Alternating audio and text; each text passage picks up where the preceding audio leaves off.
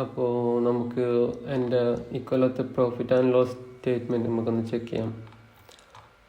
നമുക്ക് future and segment future and options ആണ്. ഇക്വിറ്റിയിൽ ഞാൻ ട്രേഡൊന്നും ചെയ്തിട്ടില്ല. പിന്നെ നമുക്ക് ഡേറ്റ് സെലക്ട് ചെയ്യാം. ജനുവരി തൊട്ടുള്ളത് സെലക്ട് ചെയ്യാം. ജനുവരി 1 മുതൽ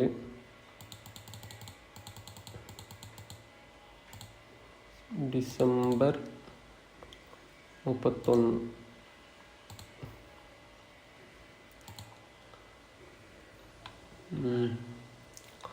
ഇതാണ് ഗൈസ് എൻ്റെ ഇക്കൊല്ലത്തെ പ്രോഫിറ്റ് ആൻഡ് ലോസ് സ്റ്റേറ്റ്മെൻറ്റ്.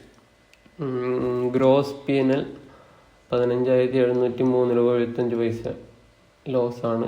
അത് ചാർജസും ടാക്സൊക്കെ ചേർത്ത് 8,000 സംതിങ് ചാർജസും ചേർത്ത് ഒരു 24,028 രൂപ .90 ലോസാണ്. ഇവിടെ നിങ്ങൾക്ക് ലോസിങ് ട്രേഡ്സും വിന്നിങ് ട്രേഡ്സൊക്കെ കാണാം.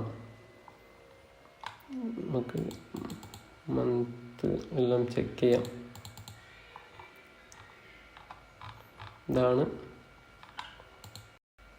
അപ്പോൾ ഇതാണ് എൻ്റെ ഇക്കൊല്ലം പ്രോഫിറ്റ് ആൻഡ് ലോസ് സ്റ്റേറ്റ്മെൻറ്റ്. അപ്പ് സ്റ്റോക്സിലാണ് ഞാൻ അധികം ട്രേഡ് ചെയ്തിട്ടുള്ളത്.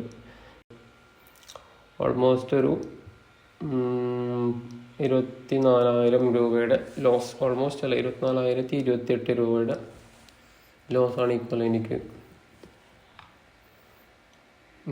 എനിക്കുണ്ടായത്. പിന്നെ ഞാൻ ലാസ്റ്റ് ഒരു 1 വീക്ക് ഫയേഴ്സിൽ ട്രേഡ് ചെയ്തിട്ടുണ്ട്. അതിലൊരു ഓൾമോസ്റ്റ് ഒരു 2,000 രൂപയുടെ ഒരു 2,500 രൂപയുടെ ലോസ് ഉണ്ടാവും. ആകെ മൊത്തം കൂട്ടിയ ഒരു 26,500 രൂപ 26,500 രൂപയാണ് ഇക്കൊല്ലം എൻ്റെ ലോസ്. അപ്പോൾ അടുത്ത കൊല്ലം ഇതൊക്കെ നമുക്കുണ്ടായ മിസ്റ്റേക്കൊക്കെ മനസ്സിലാക്കി റിസ്ക് റിവാർഡും ഒക്കെ ഒന്നും കൂടി സെറ്റ് ചെയ്യണം.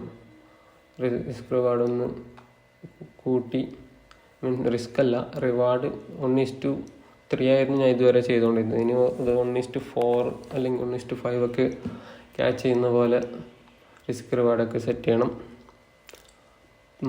പിന്നെ നമ്മൾ ആ മിസ്റ്റേക്കൊക്കെ മനസ്സിലാക്കി ട്രേഡൊക്കെ ഒന്നും കൂടി സെറ്റ് ചെയ്തെടുക്കണം.